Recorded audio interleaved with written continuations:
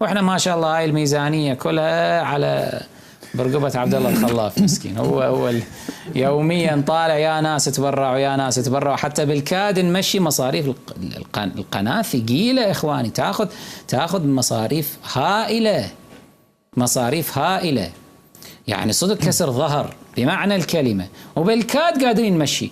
الان لاول مره الان يصير عندنا كاميرا ثالثه لاول مره. هاي شفتوا هاي الكاميرا، خلينا هنا، هاي الكاميرا الثالثه اول مره. طول عمرنا هاي على كاميرتين، كاميرا اذا خربت ما يقدر يطلع المذيع وياه، وكاميرا اذا ردنا نروح نصور برا هواجس فكريه لازم بسرعه يرجعون الكاميرا لانه اكو بث مباشر وما ادري شنو.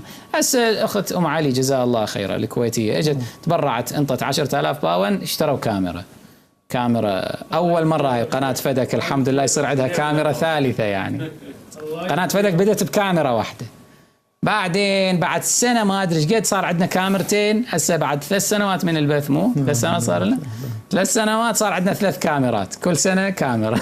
يعني يا اخي يعني امكانيات. يريدون الاخوه انه نحسن جوده البث، هاي الانقطاعات، هاي الامور، يصير عندنا ميزانيه حره.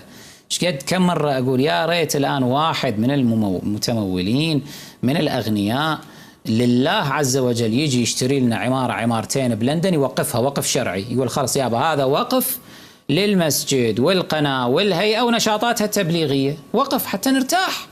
وقف عمارة يشتريها تؤجر، شققها تؤجر، مو شكل مدخول الشقق يروح للوقف شرعي بعد، خلص بعد يصير عندنا ميزانية حرة موجودة ثابتة، اللي إذا نريد مشاريع أكبر ضخمة اللي بالملايين هناك نسوي لها حملة تبرعات، مو هالشكل. أما بعد هاي المصاريف الشهرية إلى متى هاي بعد نظل هالشكل؟ نريد نتحرك شوية.